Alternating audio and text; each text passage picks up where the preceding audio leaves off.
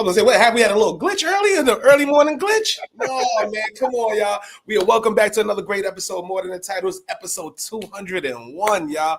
I'm your host as usual, Jarrett, Chief Revenue Officer at Outside the Box Digital. And you know I got my brother, my brethren, your favorite CEO, Chadeo. What's good, baby? Listen, I'm super excited, elated. It's pod day. I'm ready to go. We got Simon on the line, and we are going to have a phenomenal show. I'm saying it ahead of time, ladies and gentlemen. You know I never steer you wrong. Get ready. There you go. I'm ready. There you go. Take it in. What's the grateful and thankful for today, bro? Well, listen, ladies and gentlemen, you know how we like to start every show, grateful and thankful. So once again, we had some great news yesterday that we just shared with Simon. So we're gonna put you guys on. We already told you that we were going to the Cannes Festival. We made it official last night. We will be going to Cannes. And guess what? As we make it official, we got the CEO of the festival coming on the show. You can't plan it better than that. I'm just being honest with you, ladies and gentlemen. So grateful for the opportunity, not only to go out to this world-renowned festival and just experience so much culture and so much, insight, and just go to this beautiful thing that us as people have created, but thankful that we got the CEO to come on hours after booking it. Listen, who but us? Who but us? Thank you, man. This would make me love the journey right here. You know what I mean? Like, who but us? It's always, yesterday was a terrible day for me. Simon, I'm gonna be honest, I got caught in the rain. There's so many things happening. Life is lifing. And then at the end of the day, in the 12 hour, in the last minute of the day, the great news that we're going, man. So we're honored, man. And before we give this brother this great introduction, just want to give you some backstory, man. So first of all, me and his brother actually worked together. We worked together. I was working at Essential. That was actually my second job in my career, man. I was in a tumultuous sales job. I got the call from Nicola, and I'm like, what is this? I'm thinking it's the film festival. I got out there. It was the International Festival of Creativity, which is like the Oscars of advertising, and it shaped who I became as a salesperson. I'm not gonna lie to you. It shaped who I became as a salesperson, and I'm grateful for the opportunity. But I'm also elated to see your journey, man. So let me give you the proper introduction you deserve, man. So as we mentioned earlier, he's the CEO of the Cannes Lions International Festival of Creativity, which is the global premier event that celebrates and defines the future of creative excellence. Under his leadership, and Cannes Lions will continue to push boundaries, setting the bar for what's possible in advertising, marketing, and storytelling. So you heard us say it. You've seen him at the festival. Boom. You've seen him at Black Week. Boom. You've seen him on your podcast. And now, for the very first time, he's on your favorite podcast. Let's introduce our brother, Mr. Simon Cook, y'all. Thanks for having me. Good to see you both. Listen,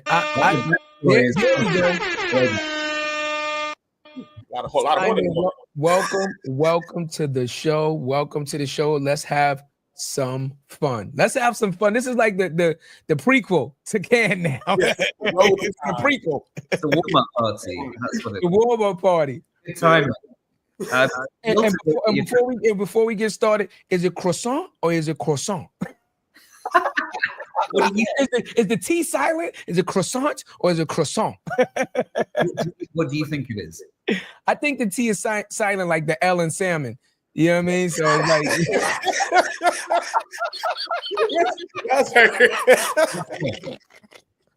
a bit of croissant. That's what you'll be having on the croissant. Yeah, on the croissant. I like it. I can't wait,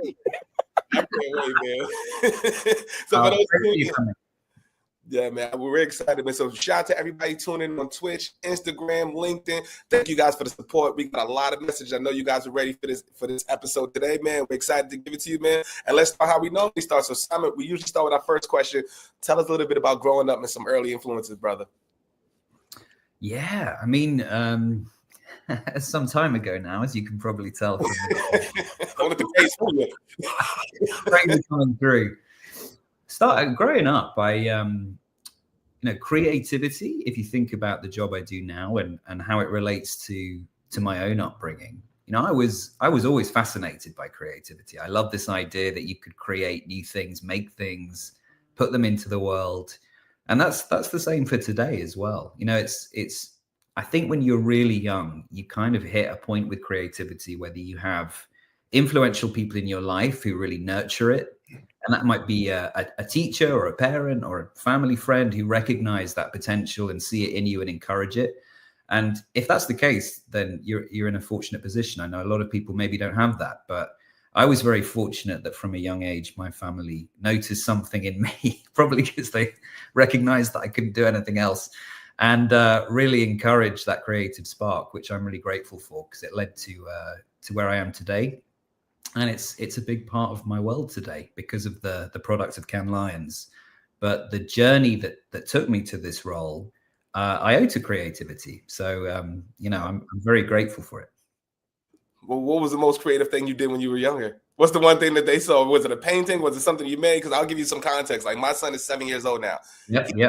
He's in ChatGPT right now, writing scripts, having it come up with illustrations. Like, he's drawing his own stuff out. So was it anything like that? And we talk about nurturing it. Oh, yeah. I would paint. I would write. Anything, man. I mean, there were some subjects at school where, and everyone's the same, right? It's not something that sparks or gives you energy, and so you just want to get your homework done as quickly as possible. Yep. But on like an art project or a piece of creative writing, I would just be in the zone. I would just get locked on and spend hours on that stuff. So that's usually a good indication of where your passions lie. Yeah, where you spend time. I'm gonna be honest with you, Simon. When you pick up something like an art or something like that, and you really immerse yourself in it, time completely flies. You completely lose track of time. Yeah. And I don't want you to laugh at me, but I just want to tell you really quickly how I understood that I was really a creative is because I was always on punishment. Right. But I was a terror, and I always was on punishment. So I had to figure out creative ways to pass the time so it wouldn't bother me. So I started to draw. A lot of us in the United States, we love comic books, right? Comic books. And that's how I started learning how to draw. I would just look at a comic book and get a piece of paper and try to like draw the X-Men and stuff like that. And that's how I was like, wow, I'm pretty good at this. And after a while being on punishment, I was like, you're not hurting me because I'm just going to create another comic book. Just give me another pack of crayons and I'll be good for 6 months.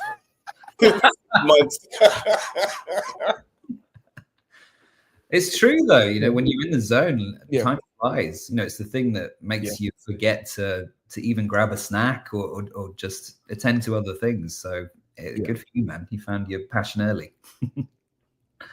What about your parents, Simon? Would you say that your parents were creatives themselves? Like what was their jobs or careers that they were in when you were coming up, that you could look at and say, well, that was directly relatable to something that you do today?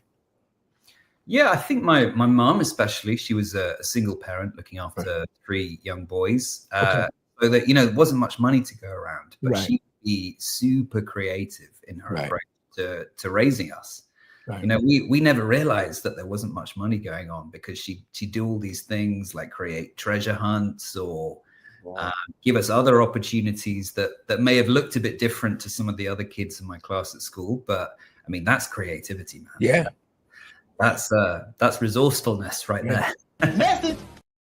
Trying to be very resourceful. Shout out to the mama. We know all about it. But how did you also get into the industry, man? Like, what was one thing that led you to this space? Like, what was your career like before Essential? Because that's where we met. And we could go further from there. Yeah, I always knew that I wanted to work in this industry. And to begin with, it was tough. I didn't have an in with a particular agency or a contact there. So I did a lot of internships. Some were paid, some were not, as the case may be. Yep. I worked in a mailroom at a media agency here in London. And eventually, got given a chance through an internship to work for a couple of well-known agencies in the UK. And for whatever reason, was not loving the role I was in and decided to take a little break. And an opportunity came up at Cannes Lions. And at the time, it was so much smaller. There were 30 people working there. Yeah. Phil Thomas, who was the then CEO, had just started. So he'd never worked in events, so he didn't know what he was doing either. Wow. And, it's the first day of working there. was really interesting for me and quite humbling, because, you know, I thought, what an amazing opportunity. I'll do this for 6 months. What a fantastic way to see all of this creativity from around the world. The job I was assigned was to review all of the creative work that gets entered and ultimately gets judged. Wow. Itself. So thousands of pieces of work. I thought, you know, how inspiring. I'll just do this as a stopgap. And then on the first day, you know, the first task I was given was to literally box the trophies and ship them out to all of these different people in the mailroom, to all of the winners. So look, it's been a really interesting journey. From that point onwards, the festival, and we can get into it, has evolved and changed, and opportunities have come up. And I've just been someone who's been very curious and put my hand up and said, can I have a go at that? And because we were growing and because there was always something new to do, I was very fortunate to be given those opportunities. So it's been a long time. It's been nearly 15, 16 years now, but have never looked back. Wow, man. He said, because you raised your hand, you were reviewing the works, man. So what was one thing that inspired you? Because I used to go through the archive and get inspired. And that's what kind of led me down the agency path and all that. So what do you remember, like any early work there or anything that sticks out to you that was like, wow, like I really love this thing? Do you know what? Just the early days working in agencies and understanding that creative process and how something comes together from ideation through to development and ultimately production, and then seeing audiences react to it. It's kind of addictive in a way. You know, it's so gratifying, especially when, you see you see these people go and collect an award up on stage, which is, you know, the fruit of their labor. It's such a recognition for all of the blood, sweat, and tears that actually goes into producing this kind of work day in, day out. Yeah.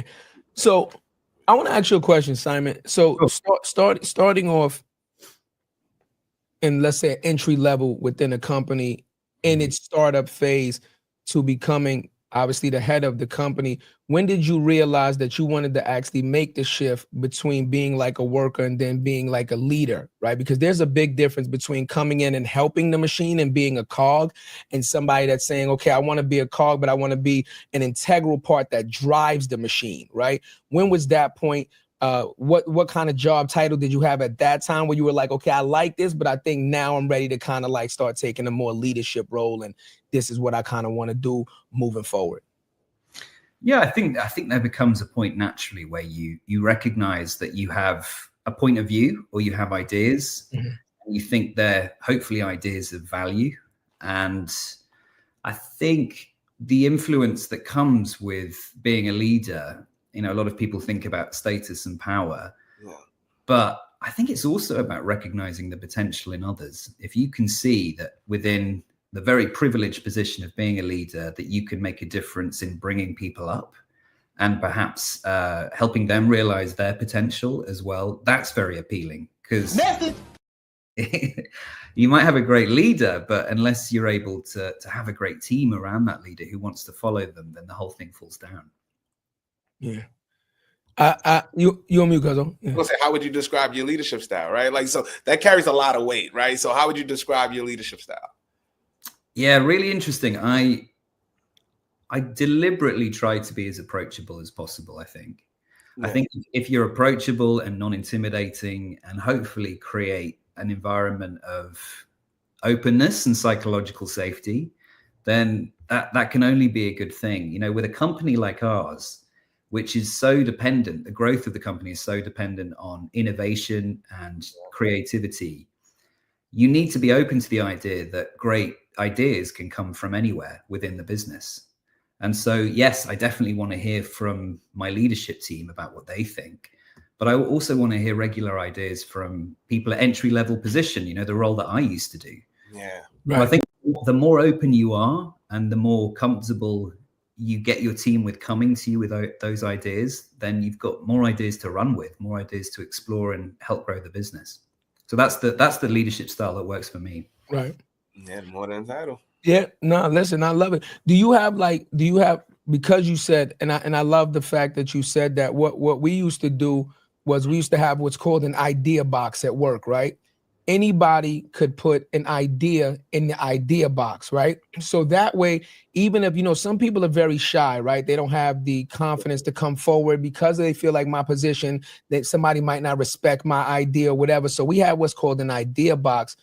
Did you have something, you know, what's the system that you guys have put in place where, again, you are the CEO, right? Again, understanding just title, you want to be approachable, but obviously people have to respect your time and, you know, respect your title. What's the system that you have in place where if somebody does have a phenomenal idea, they could submit it to the team, or they could submit it and actually have it and them know that my idea is actually going to at least get reviewed, right? And not just kind of like thrown in the trash and things like, what kind of system do you guys have in place for that? Yeah, it's a great question. I think it starts with how you treat your entry level people within the business, right? So one of the things we do, I've been running for a couple of years, is an internship program. It's paid. It's called the Creativity in Business, where we have an intake every quarter with 2 people who come in, and it's application based, so anyone can apply. And we give them a real challenge, like a real life challenge that we're grappling with, that we want to help them fix. And then they do a rotation. They work with loads of different people within the organization, and then do a presentation at the end with their idea. So we give them a problem, so that it's not just a random idea coming from left field. And they put forward these fantastic ideas and things that we would never come up with because they have a completely different perspective on the world. Yeah. And I think I love that. And there's reverse mentoring happening there as well. Yeah. Because, you know, I get the opportunity to sit in on these presentations and hear from these quite often younger than me anyway, young people who would just take a problem from a completely different angle than we would on the leadership team. So I think it starts there. It starts with creating the environments, or the kind of live post box, as you described, for those.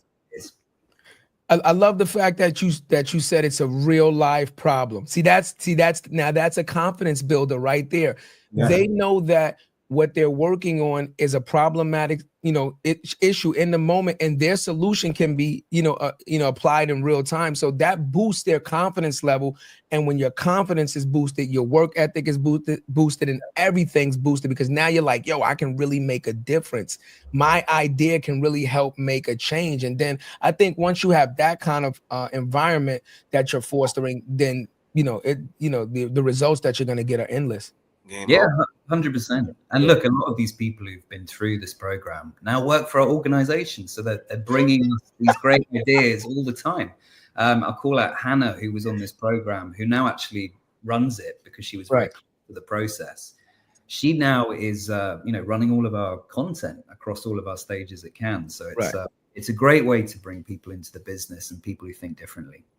Man, I know my question, man. What is the tough? You talking about real life problems? What was the toughest challenge you encountered when you became CEO? Oh, well, it's problem after problem. Which is the toughest, man? Which one that you didn't expect? Well, I became CEO at the end of 2019. My first was the global pandemic. Oh yeah! Wow.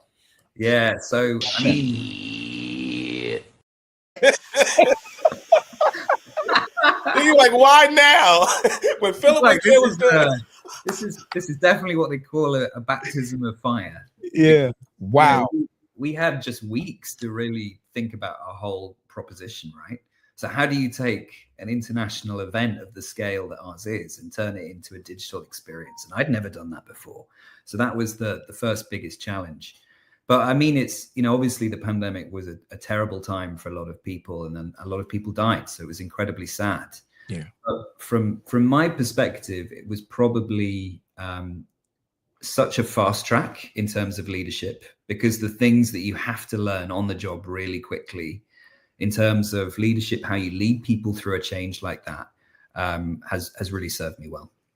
So I look back at it and shudder sometimes, because it was a really tough time, but also it was a very informative time. Yeah, but I'm gonna be honest with you, Simon.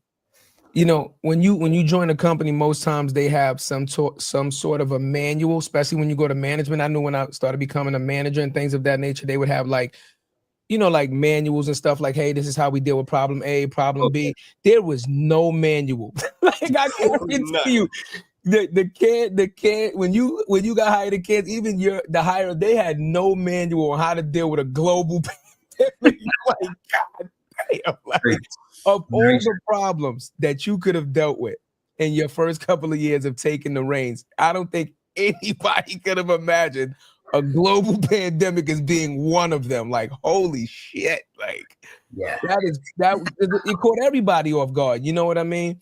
Wait, real quick. Did you still keep the digital?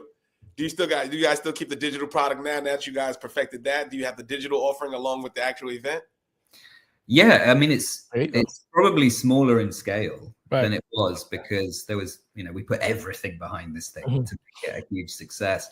Yeah. But, the byproduct of that is that we now have this digital product, which just creates more access for people who would never normally be able to come. So it's provided this democratization of what we do. And I think alongside that, when I took on the job, one of my recommendations was that we need to start thinking about the influence of Cannes Lions throughout the year, not just this 1 week in June, right?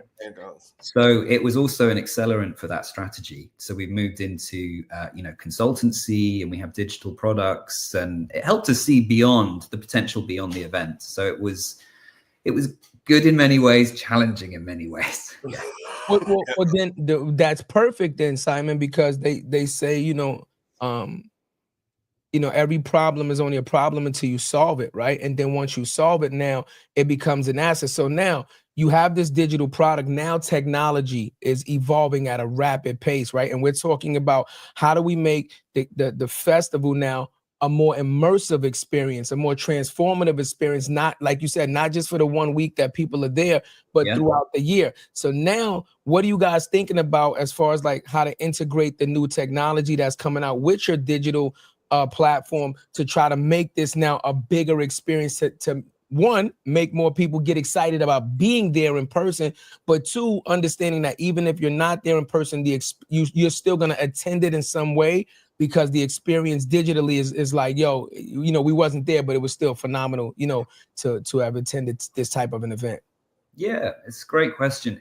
The whole thing really changed our perspective on, the potential cannibalization of having a digital offering versus the in-person experience. Like the concern that you'd naturally have is, will people just buy the digital thing and not come to the physical?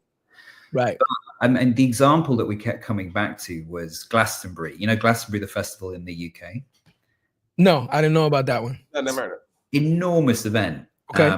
Been running for many, many years, and everyone wants to go, and not many people get the opportunity. But one thing they do exceptionally well is digital coverage of the event, which is put out through the BBC, and you can watch the TV, and it's honestly so well done. And I think what that shows you is that it doesn't replace the experience itself. If anything, it makes you want to go more. Yeah. So it's an aspirational tool as well as an entry point and an access point for people who would never normally get the chance to go. But it's definitely changed our mindset in terms of the digital products that we're developing, how we utilize technology in order to think beyond that human experience. Because let's face it, the human experience is going to become more and more valuable. Like as we become more and more obsessed with these things and our time is taken up, that community aspect is becoming essential, because we rarely get together in the way that we used to. So it was really encouraging to see after the pandemic, first year back, we didn't know how it was going to go, but people came, and it was very emotional. It was like a reuniting moment for people. You got to listen to him, and you learn something. I wasn't. I love it. we got it for everything, Simon. I was gonna touch on that point, but I think you really hit the hammer on the nail there. Even though technology is advancing, I think what technology is really doing is just really supporting in really exploding the human factor even more. Like I can look at something almost like a trailer. I look at digital products as a trailer, right? Like a movie trailer. Like, wow, I love it. You know, you see the highlights and the cuts and the, you know, because they give you the best of the best and you're like, wow. But it doesn't make me be like, nah, I done seen it on TV. You know, I don't want to be there. If anything, it makes me want to go more because I'm like, if I feel this way now from looking at it on the screen, I could only imagine if I go there, what the experience is like. You know what I mean? So I think that you guys expanding on your digital footprint can only enhance the festival because I think you're going to reach more people that didn't have the knowledge of what. See, that's the key point, right? Is understanding, like you just gave us a big festival, like enormous festival, everybody wants to go. We don't know about it. You see what I'm saying? Now with this digital footprint, it allows you, especially at a cost per reaching a person, right? Way cheaper to put this digital product out to reach more of a wider audience to now educate them on. Guess what? I know you know about the film festival, but did you know about this festival, the Festival of Creativity? Oh shit, I didn't know about that. Well, now let me show you what we do also. And I think that you're gonna reach more people. And when you reach more people and show them what this festival is about, your numbers, your attendance numbers are just gonna keep rising because anybody that sees this is gonna wanna have a chance to be immersed in the experience at least once in their lifetime. That's a great point. I think there's also the organic amplification, which only comes through more creators coming to the festival. And so in 2023, I think it was, we noticed that more influencers, more creators were showing up. And to be honest, we didn't really know why. And so through talking to that community, they told us that, you know, normally they would go to something like VidCon to meet their fans. But they were starting to come to Cannes Lions to meet the brands because the brands are there. And obviously that's the kind of partnerships that they want to forge. But because we're seeing more and more creators coming, that organic content of the festival is becoming really interesting. So it's less about us putting out, you know, sizzle reels of our event to try and get people engaged with it. It's coming naturally now through the expanded audiences that are now attending Cannes, which is great to see. That's a winner chicken dinner right there. Now you got the big influencers coming in, and now I'm getting the UGC. I don't have to tell a social team to do it. Shout out to the creators.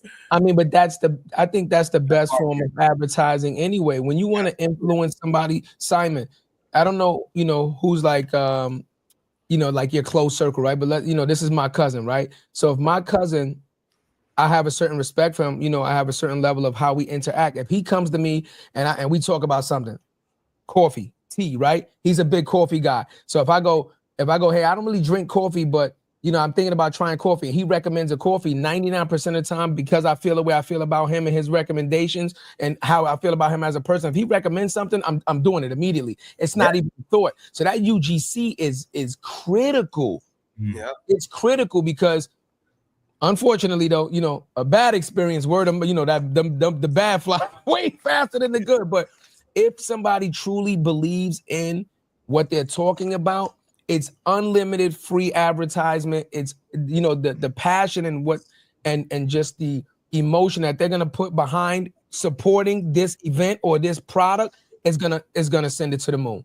You know what I mean? So I think that UGC is important. If these creators are coming and they're having a phenomenal experience, the only thing they're gonna do is share that experience through their eyes in different ways also, right?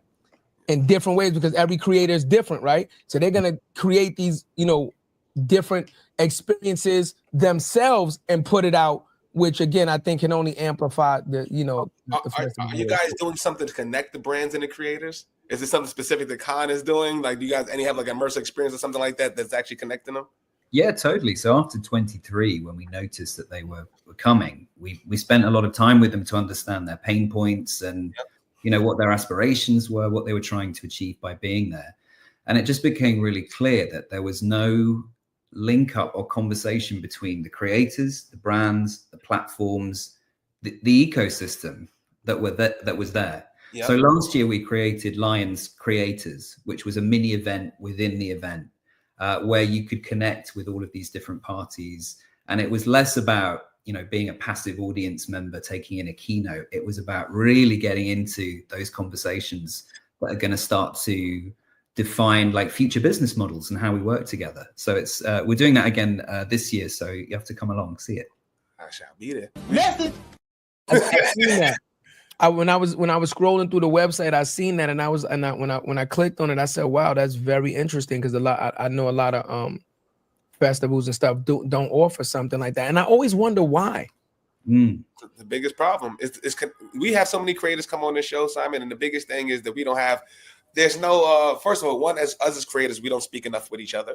We don't know how to negotiate. We don't know how to go to the brands, right? Like we come from sales, so we're fortunate in that regard. But a lot of people don't even come from this industry. They're just creative, and they don't know what does it look like. They don't know the CPM model. They don't know what brand it like. It's so many different things that you have to tackle and navigate, man, as a creator. On top of creating the content, getting it out there, distribution. It's so much, man. So just connecting with a brand could change somebody's life because we all need that some sort of monetary things. Not everybody's monetizing their content. I think that's it. They're there to capture their experience and that produce that content in and of itself, but they're also there to learn about the business of creativity. So it's dual purpose, which is great to see. So since we keep talking about creativity, I got a crazy question for you, Simon. This is kind of crazy, right?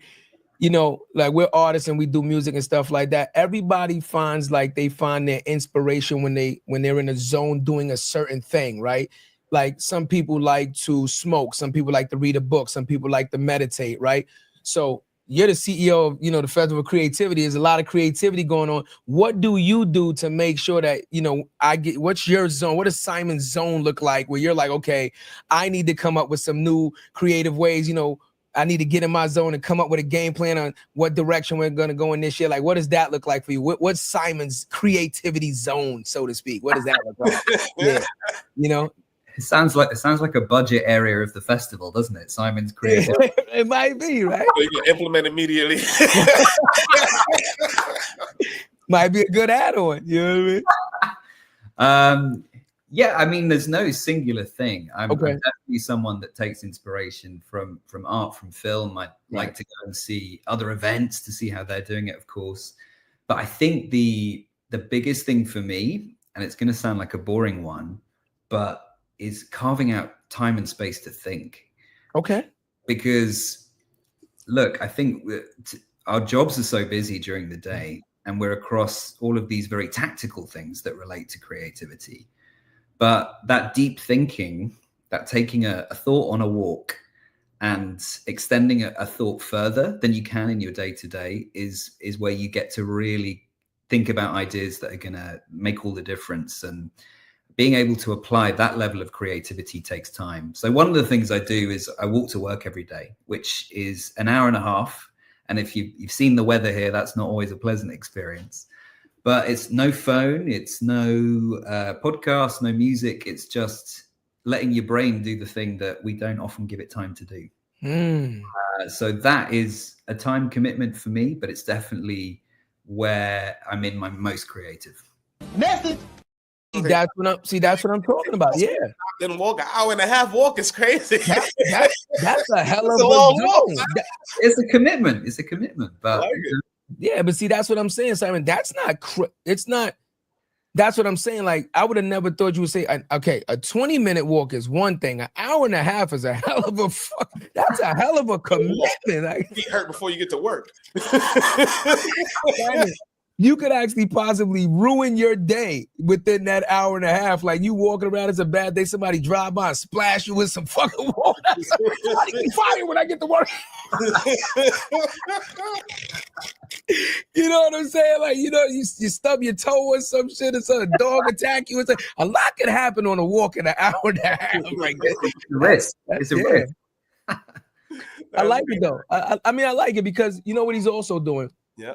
You know what he's also doing with that type of exercise, right? He's not only allowing his brain to just kind of like be explosive and just he's silencing out everything that would distract him, but he's also getting in a hell of a cardio workout, right? He's getting his steps in, he's keeping himself strong.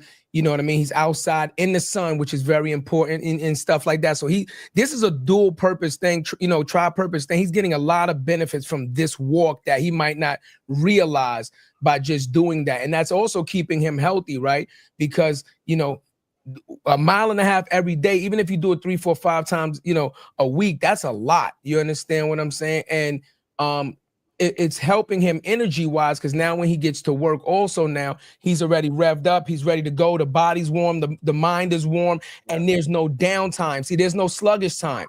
There's no I need a coffee or pick me up an espresso to get going. It's like, I'm here, let's go. So I think that helps to benefit any type of downtime that you might have if you took a cab or drove in and then you had to do your daily startup ritual that a lot of people do when they get to work. That's real, man. Yeah, I think that's it. I think it's something a lot of people missed during the pandemic, actually, because that commute time, it's taking you from one headspace to another. There's something gear shifting about that, which is very helpful. But as you said, I mean, the other reason I do it, if I'm honest, is to avoid the central line and the tube, because that's a terrible way to start the day. That's it now. Trust me, I'm about to get on it now. I can't stand this damn thing. That's what I was saying. Do people recognize you like that out there? Like, do they know that you're the CEO of Con? Do you get that type of love and recognition there? No, not walking around. I mean, in Cannes at the festival itself, it's always nice to see people. Right. Yeah. But no, they tend to leave me alone on the walking. Yeah, they're just wondering, why is this guy walking in the rain for now? We seen crazier things in the Bronx. Yeah. and if you had to clear one thing, like, because I know me when first coming into the industry, I thought Cannes was the film festival, and we speak to a lot of people that are still kind of confused. If there's one misconception people have about Cannes Lions that you could clear, what would that be? Oh yeah, many things probably. The main one, and it's probably a legacy thing, is the inaccessibility. I think, especially since the pandemic, as we talked about, we're deliberately trying to create more ways for people to interact with it, not just as an event, but as a platform, as a global platform. So that is the digital experience that we spoke about, but it's also, creating opportunity. So we've introduced scholarships, fully funded opportunities. We give 2 million euros worth of passes now to underrepresented communities, people who'd never normally get the chance to go. Ring the bell. It's just constantly really, really looking at what people need in order to get that access. And that goes for creators, which is at a more affordable price point. We introduced a new startup pass for indies and small businesses. So it's a richer experience because of that, because we have proper representation rather than just reflecting the industry as it is today. And that goes for our juries as well. The people actually come and judge the work. As much as possible, we try to strive to have representation that represents global society. And that's great, because what you start to see as a result of that is that the nature of the work that wins is starting to change as well. We just had Nigeria win their first Lion ever in our 72-year history. I love that. I love that. Wow. But you actually made a great point, right? Like, the DEI is on fire here in the States, right? Like, it's a very critical conversation that's happening right now. Like, so what are some ways, like, how are some ways that the Cannes Lions is going to contribute to that change? Because some brands are straying away from it and some are leaning into it. So, like, what is your stance on it? Right. I think, the jury is a good example of that. The reason that Nigeria won their first Lion was because the work that was fantastic. But also because we're putting more emphasis on having juries that represent global society. There was someone in the room judging from Africa. So they were able to provide that cultural nuance and perspective and context that would never normally be in the room. So that's the kind of thinking that we're trying to apply across the entire festival. That's why we're trying to create more entry points, more opportunities, especially for the global South, who have traditionally not been able to attend. So I got a subsequent question to that, because now I'm curious, right? the jury. So it's a kind of a multi-part question, but you'll understand where I'm going. So just walk us through the jury selection. When you become a juror, how long are you a juror for? Are you only a juror for that particular festival, and then every festival jurors change? What's the process like to become a juror? And then also importantly, is there anything implemented to ensure that like a juror is as impartial as they can be, and not like, a person that comes on that's like, we already know if these, this person come on, he's gonna heavily favor A, B, C, or D, what's that yeah, like that. Like, what is that process like? I'm curious now. Yeah, it's an enormous puzzle. Okay. So we have maybe 300 spots on any given year for a jury. There's 30 juries in total. Each one is focusing on a different discipline of creativity. Mm-hmm. So everything from traditional craft through to creative business transformation and everything in between. And the process is open and democratic. So anyone can submit themselves to be a juror, and then they go through a kind of rigorous application process. But because we can't be everywhere in the world, we have a number of representatives, over 100 of them, official representatives in different countries who act as a bit of a filter. So they will be a first point of contact for those applications because they are naturally closer to the market there. And then it's about trying to create juries that not only represent society, but are balanced in terms of specialism, gender, balanced in terms of the kind of companies that are represented, because you don't want it to get too political. Right. So it's a huge piece of work that takes all year and a balancing act. And to answer your question, it's a different jury every year so that people get the opportunity to judge, and it's not just the same characters. Wow, that's the same thing. Was similar on the other side. Like, so what about some small agencies, right? We talk about accessibility. We're a small agency ourselves, right? Like, what is the process of selecting which works? Like, we got the juror there. Like, what kind of chance do they have? Because I remember when we worked there, they said one award was equivalent to $1 million in new business. Is that still relevant today? Yeah, I mean, people want to win because it's a way to attract talent to their business. It's a way to win business, but also it just helps create a culture of aspiration as well. It really helps people establish where their bar is creatively. And try to better that every year. But on the indies front, we have more and more representation across our juries from people who come from independent shops or even just individuals representing themselves. And that's why we're trying to introduce different pass types as well, so that people who do come from smaller businesses have an opportunity to step into that world. Yeah, it's a big investment, you know what I mean? But it's worth the investment. Like, so that's why I used to tell, like, it used to be like $5, I forgot what it was per entry, right? So if you got a lot of pieces of work, it can get costly after a while, but the ROI is going to be there. Yeah. If you win, That's it. Yeah, so that was kind of my question. Like, is there, if you feel like I have a body of work, right, not just one entry, like, is there a limit to how many entries that a company can submit, right, across the board? Is it like, okay, is a maximum, 10 entries, so you could do two, 3, like that? Is there a limit? Or is it like, listen, if you could afford what it costs to, submit the cost for each submission, then it's unlimited? What does that look like as far as like submission wise from a company? Yeah, a few years ago, we introduced some caps to the right.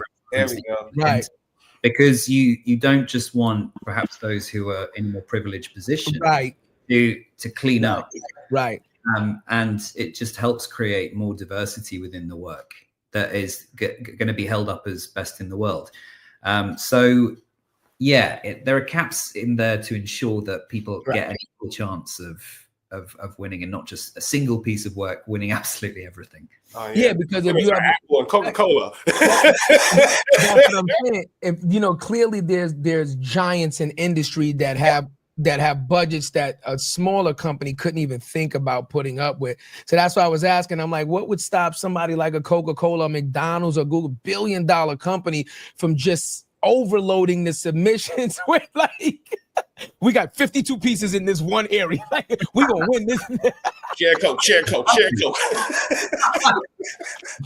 Like, it's no way we lose this. All right, our chances of winning, mathematically now are like 0.4 and 100. You know what I mean? It's like, that's why I was asking that, like, because I think that would dilute the experience, right? And it would make a smaller company, like Cuzzo said, if we're a smaller company and we want to submit, but we're looking at it like how can we submit and even get our work seen if these other companies are putting in so much work, so many works in at a certain level that, it wouldn't even be judged fairly, technically, right? And that's another thing, right? I understand when you submit, you understand that technically it's supposed to be a level playing field, but I'm just a little curious, like how level is the playing field when you have smaller industries or smaller companies that are submitting against these kind of giants that have the experience and the budget to kind of produce a product that's clearly out of the level of these smaller companies? Like, is the playing field really level on this thing? How do we level this thing out? I think that it comes down to the jury. They spend a lot of time at the beginning of the process establishing a criteria, right? Making sure that they recognize that this is a global festival, right? And so that representation has to be taken into consideration in the work that wins.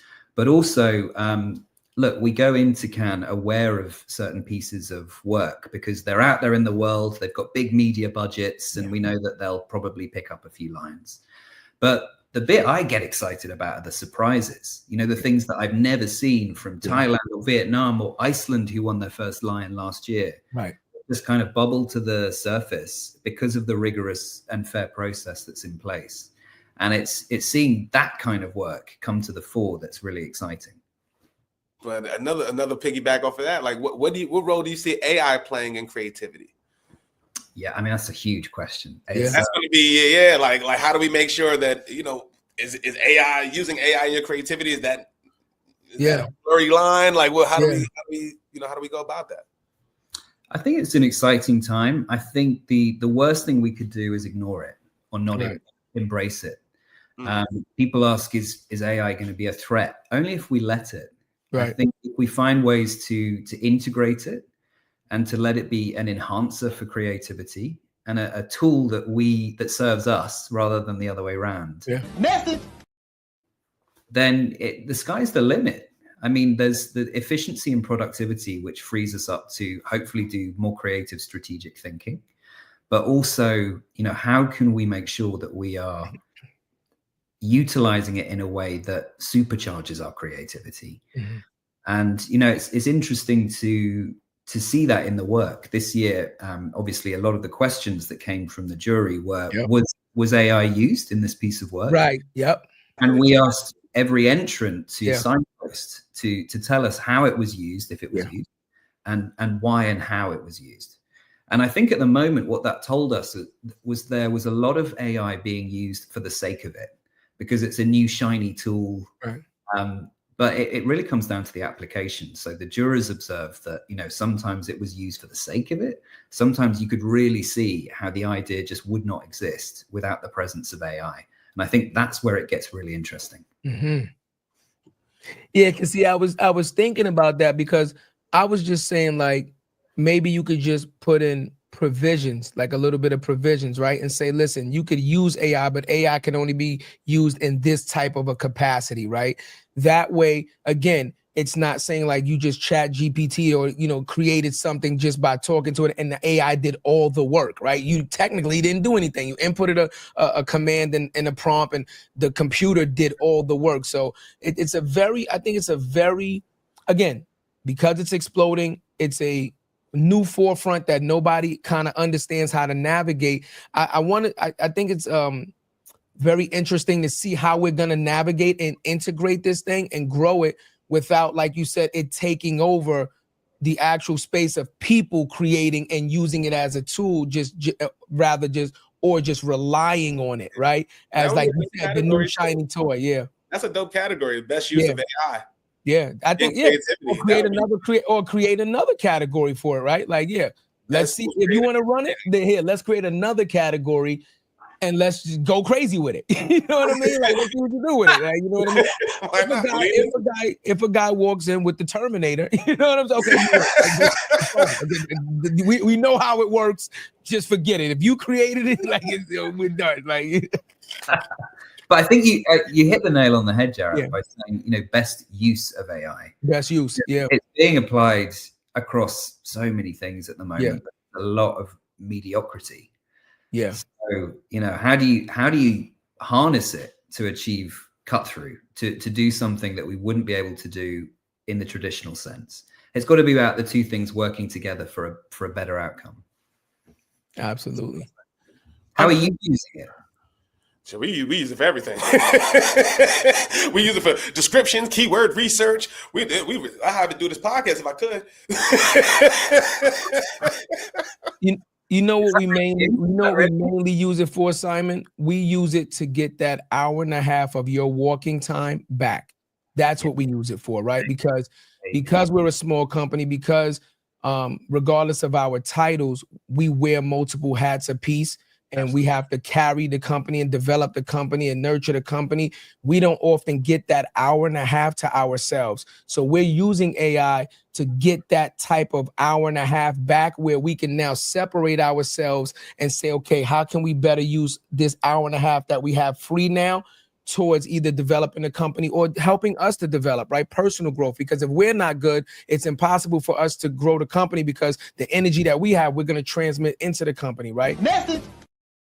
That's really what we're using it for. Trying to get that hour and a half back, that serenity, that peace time, that time to, think about what we want to do to move the culture forward, to move the company forward. What's our contributions? How do we want to develop those contributions? That's what we're really using it for. Yeah, that's great. Yeah. I got a question for you though.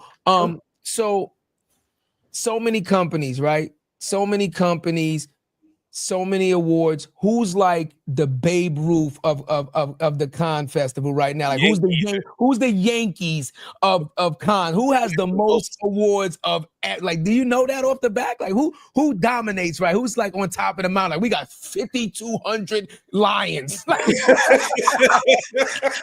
You can't fuck with us. We have 17,222 lions. Like that was just last year. Yeah. Yeah, who's on like the mountaintop? I mean, just it don't have to be like a number one, but like who off the top of your head is like on the mountaintop right now with like more lions than anybody? I tell you what, that's really topical, because if you take it up a level, so rather than a business, if you think about a country. Oh, country, okay, yeah, that's dope. Most lions. This year, we're introducing for the first time in our 72-year history a creative country of the year, and this year that is it's being awarded to Brazil. Yeah. So a few things around that. I love it. Fantastic body of work from the last 70 years. And so we're recognizing that, and there's going to be a bit of a semi takeover of Brazil at the festival this year. So look out for a bit of Rio Carnival coming to town. Oh, that's super dope. I love that. And look, they'll finish, and then at the end of the festival, they're going to pass the baton to the next country. So there'll always be a little bit of a local flavor coming to the global event. Yeah, I love that. I got to ask you now. We usually ask the mama I made it moment, right? What's one moment for you as the CEO at Cannes that you remember or look back and it was like, wow, this is really incredible. I can't believe I'm here. What was that one moment for you? Like, was it somebody who was with you, with the CEO of Google or something? Like, what is that one moment for you? Was like, this is incredible. I love what I do. Oh, wow. I think the first year back after the pandemic, stepping out onto that really big stage at the festival, obviously handing over lions to these exceptionally talented people, but really taking in the fact that there was a room full of thousands of people, lots of people tuning in from all over the world because of our digital product, and handing out these lions that, once upon a time I used to pack into boxes and ship off to the winners on day dot, was quite a humbling moment. So that was probably one that I'll remember for a long time. Well, then the second part to that question, for all the creators that's coming out here, right? What advice would you give them to navigate Cannes? Two things. Don't overschedule, because there is so much going on there. You want to allow enough time to see the work, because it's the only place in the world where you can go into this enormous exhibition and take it all in. But also because everyone is there, because there are a lot of people there, there will be things that come up and opportunities and conversations that spark that you just would not have access to if you spend every minute in meetings that are pre-planned before you go. That makes sense. So that makes sense. A bit like the 1.5 hour walk, create the space to be able to just explore and enjoy the serendipity of the event. But the other thing is book your flight and accommodation early, which it sounds like you're on the case and doing that. So that's I just need the whole lot of my car insurance by booking. We didn't save $4,000. Ladies and gentlemen, I'm going to reiterate what Simon just said. If you do not want to have to donate a kidney to go to this festival, do not try to wait till 2 weeks, 3 weeks out to book this flight, because I promise you, you will become an involuntary organ donor. We saved $4,000. Last time we tried to book it three weeks in advance, it was a $10,000 $10,000 just for the flights. Yeah, we just booked everything for like $4? Under $4. Yeah, under $4. So and Simon, not only was it 9-10,000, it was like, okay, this is what's going to happen. You're going to go to Belarus for 22 hours. Then you're going to go to Haiti. You're going to swing back. We're going to kayak you over to Panama. It just became a world tour of how many stops and transitions we had to go through. Nightmare. Absolute nightmare. Well, I hope you don't have that experience this year. No, absolutely. Just hearing about the festivals, right? Can you actually tell me who came up with the idea of actually creating the festival for creativity? Like whose brainchild is this, right? Because it's phenomenal, but somebody had to have the idea to say, we need this, and then saying, how do we create this? Whose brainchild is the Festival of Creativities? So it started in 1954. Okay. So a really long time ago. Right. And, this was following the Second World War. Okay.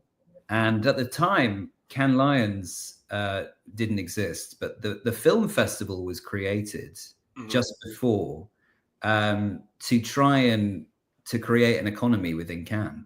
Okay. And then following that, the advertisers felt a bit left out. They believed that their advertising in between the films that played was sometimes as good, if not better, than the films themselves. Mm-hmm. So they wanted to create their own festival. So they came together, a consortium of people, to create Cannes Lions. It started as an awards only, and it actually took place in Venice the first year. The lion, the actual statue, comes from the Lion of St. Mark, which is a huge statue within St. Mark's Square in Venice. St. Mark's Square, got it. So that's what inspired it. And then, over the years, it's evolved where there's learning opportunities and content, and the festival grew around it over time. I love that. I didn't even know that. See, that's what I'm saying. Like, it's always important to know where something has started, to be able to truly appreciate how far it's come, and then develop a plan to see how far you want it to go, right? Because everything has to have some type of a humble beginning before it evolves into, something, spectacular as what it's evolved into now, right? On average, how many people would you say visit the Festival of Creativity on average every single year? What are your numbers looking like? Yeah, I think for those people that are buying a pass and coming to the festival itself, it could be anything between 12 and 15,000 people on any. Wow. But the people who actually That's a lot. Woo, you done grew this thing. You done scaled. But the people that sometimes come to the festival and operate on the fringe outside of the festival, that could be the same again. That could be another 15,000. It's a lot of people descending upon the city of Cannes for that 1 week. Oh man, they love y'all. Yeah. They love you guys. I love that. Oh man, I know we're going on closing, man. I just want to say, man, we speak to a lot of creatives. We speak to a lot of people who've won Lions Awards. Me being somebody that's won the Lion Award, man, I'm appreciative that we have a space like that, because I've seen the evolution of what you guys become, right? I've seen people win awards. I've seen people's careers change, things like that. And I'm glad that we have a space like that. And just personally, and this is a lesson to the listeners, right? Me and Simon, we worked together, back 10, 11 years ago, like I said, my second job. But we always talk about leading with love, right? We always talk about leading with love. Yeah. This is why it's more than a title. I would have never known that Simon would be the CEO. He would never know that I'm going to be an entrepreneur running my own business, but we treat everybody with kindness. And I already saw something. We never had a disagreement. We never had a bad vibe. We never had a bad anything. And we've kept that relationship. So I want to show this for everybody. This is why it's more than a title. The person sitting next to you can be the CEO tomorrow. They can be the person that's going to do it, right? You all have that capability inside of you, but we just don't see it sometimes. So I just want to say I'm proud of you, man. I'm proud of your ascent. I'm proud of everything you've done, man. I'm glad to call you a friend. And thank you for just pulling up on the show, man, and really rocking with us. It means a lot to us, man. That means a lot. Thank you. And congratulations on everything you're doing. This is a fantastic platform, and I look forward to seeing it grow over time. And hopefully we'll be able to amplify it at the festival when you swing by in June later this year. Yeah, man. I got an idea for you, Simon. Yeah, I got an idea for you. Well, no, but over that, I got an idea for you. And I don't know if you've done this already, but it just hit me, right? You said your mom raised three boys, and she was super creative, and you never knew what, the magnitude of, your economic status because of what she did. Now that you've started at something like this and went all the way to the top of the totem pole, how dope would it be kind of for you to kind of create like a Cannes Lion Award for your mom, man? Oh, and wow. like, you understand what I'm saying? And kind of give her like, this is my thing, but it can only be possible because of the creativity stuff that I want to give you your own kind of like Cannes Lion Award for like helping me develop to be able to get. I think that would be like, wow. I think that would be like super dope, Simon, like to give your mom a Cannes Lion. Like, shit, that's the mama I want. Yeah, you know what I mean? Like, I think, you know what I mean? Even if it's, you would be able to create it yourself, outside of the agency, but just what it would represent, right? The lion, like I said, of St. Mark's, and your personal journey, her pouring into you. I think that would be something super dope that you guys could kind of both share and like, wow, mama, I made it. Like that would be the ultimate mama, I made it, but I made it because of you moment. That's so nice. I love that. I love we that. have to implement immediately, man. Implement immediately. We got the mama. She's a good mom, so she'll probably tune in and watch this. So if I don't do it now, she's gonna be asking, "Hey, where's my line?" I done put you on the spot, Simon. I just want to say also welcome to the family, Simon, and I want to let you know what that entails, right? Here at More Than a Title, we don't believe in gatekeeping, right? Because you don't know who somebody's gonna be. And we believe in the human factor, pouring into people and pouring into people and pouring into people. So what that means is this is show 201. So we've had 190 something guests. Now that you're part of the family, you have access to any previous guests that we've ever had on the show and any future guests that's going to come onto the show, because now you're a part of our network. So if you ever see somebody on our show and you're like, hey, I would love to connect with this person, what we normally do is we create a group chat after the show between us and the guests. So I don't know if we have your personal number, but I have my number in the chat. So if you can put yours, we can start a WhatsApp. We'll start a WhatsApp chat, right? So if you see anybody that you want to get in contact with, or you have an idea, whatever that you want to kind of run, we can get in contact with each other immediately, directly, right? And what we do is, if you wanted to meet somebody, we'll check your schedule, we'll check their schedule, we'll put you guys on a Zoom call, and then we remove ourselves, right?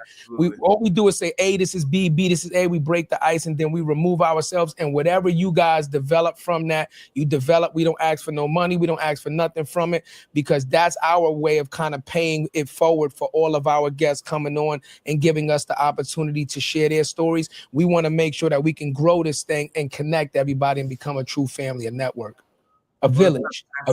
Yeah, I love that. That. Brilliant. Yeah. So welcome we appreciate you. Community. That's what it's community. That's all it's about, man. So take us home, man.